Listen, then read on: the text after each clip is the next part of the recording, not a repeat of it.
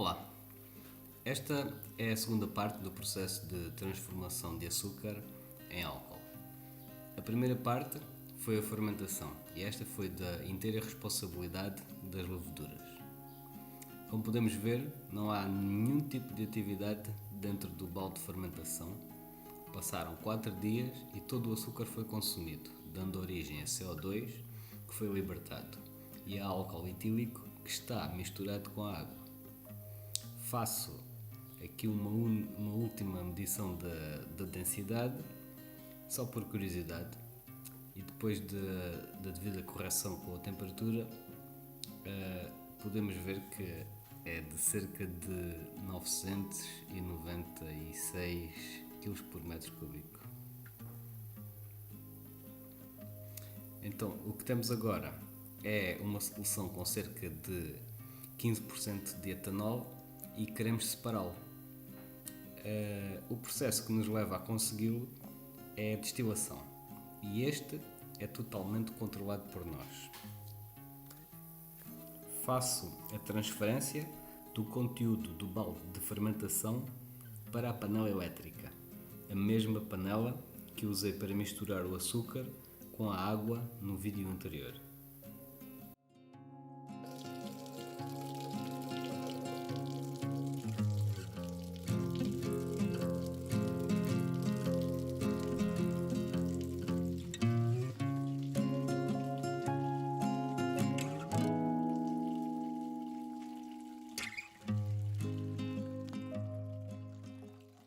No fundo do balde de fermentação ficam as leveduras, que depois de consumirem todo o açúcar e se multiplicarem, voltaram a hibernar e pela ação da gravidade se depositaram no fundo.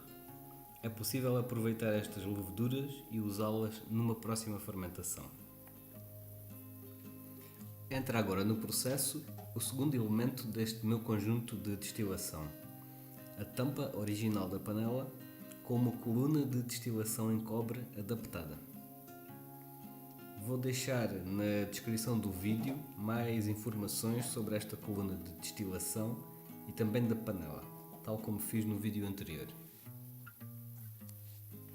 A tampa tem uma borracha ao longo de todo o contacto com a panela e esta é fechada através de molas de pressão, o que garante total estanqueidade, fazendo com que todo o vapor gerado dentro da panela seja obrigado a procurar a única saída, e esta é a coluna de destilação.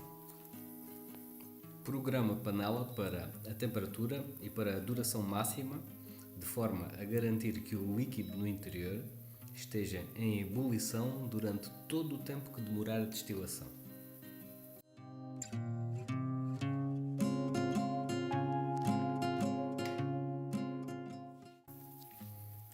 Enquanto a temperatura vai aumentando no interior da panela, vou preparando a coluna com os outros componentes.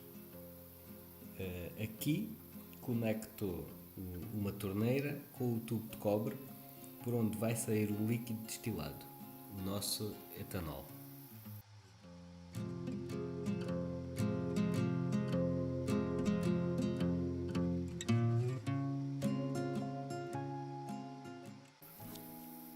Para que o vapor gerado no interior da coluna condense e nós o possamos recolher, é necessário que este entre em contacto com uma superfície fria. Isso é garantido nesta coluna de destilação através de uma serpentina no seu interior, dentro da qual se faz passar água fria. Temos então um tubo que traz a água da torneira e a faz passar pela serpentina, e outro tubo que recolhe essa água e a direciona para onde quisermos. O último componente de todo o aparato é um termómetro, que nos vai medir a temperatura do vapor no mesmo local onde acontece a condensação. É o conhecimento desta temperatura que vai determinar as minhas tomadas de decisão relativamente aos cortes a fazer durante todo o processo. Quando a temperatura no interior da panela se aproxima da temperatura de ebulição, é a altura de abrir a água, para que o vapor não se escape pelo topo da coluna. A temperatura de ebulição da mistura de água com álcool é inferior à temperatura de ebulição da água. Então, vamos ver que a temperatura da panela vai aumentar gradualmente à medida que o álcool vai condensando e o vamos retirando do processo.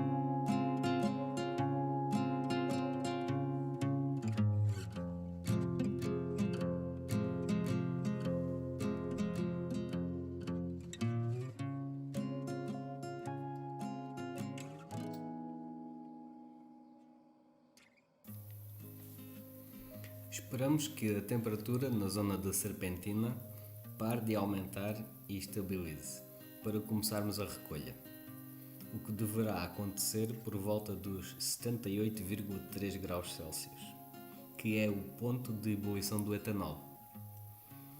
Embora o líquido fermentado que dispomos aqui seja bastante puro, pois apenas foi usada água mineral, açúcar refinado e leveduras comerciais selecionadas, existe sempre a possibilidade de se formarem outras substâncias que, por terem pontos de ebulição inferiores ao do etanol, volatilizam e condensam na serpentina antes deste.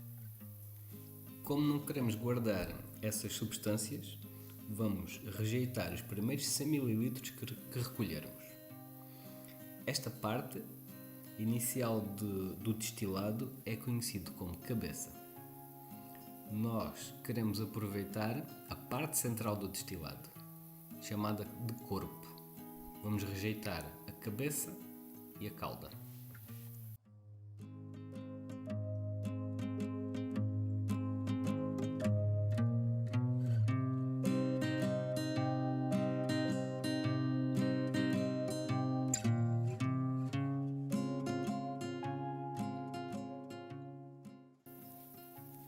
Depois de nos livrarmos da cabeça e começarmos a recolher o corpo do destilado, a temperatura deverá atingir um novo ponto de estabilização, no qual se deverá manter durante algum tempo.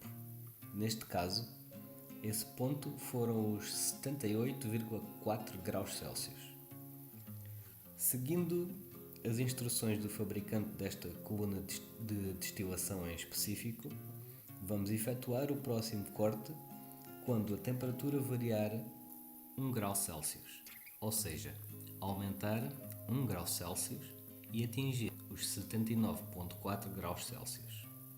Neste ponto, paramos a recolha e consideramos tudo o que se poderia recolher acima desta temperatura como a cauda do destilado, mais pobre em concentração e possivelmente contendo outras substâncias para além do etanol e da água.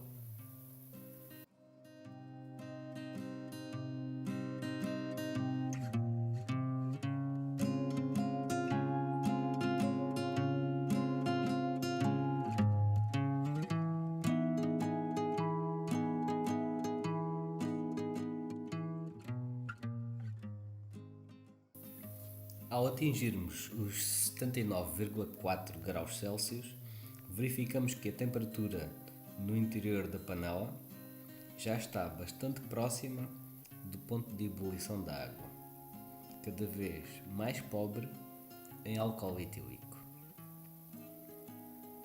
Tal como tínhamos decidido, vamos então terminar a recolha. Vamos fechar a torneira e deixar o destilado arrefecer.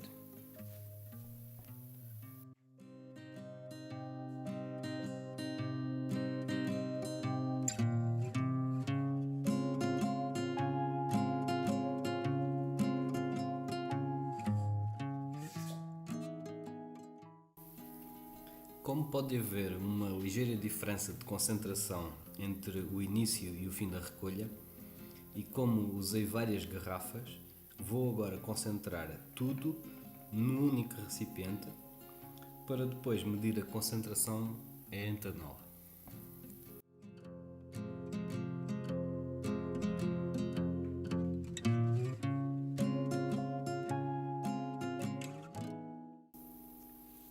Vamos usar uma proveta de 250 ml e um alcoolímetro com escala de 0 a 100 em volume, calibrado a 20 graus Celsius.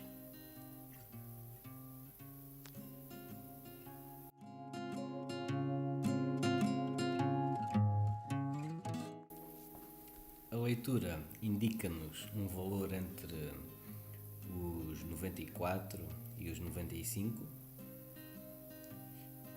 Significa que temos então uma concentração de álcool etílico de 94%. Isto se a temperatura for de 20 graus Celsius, que é a temperatura de calibração do alcoolímetro.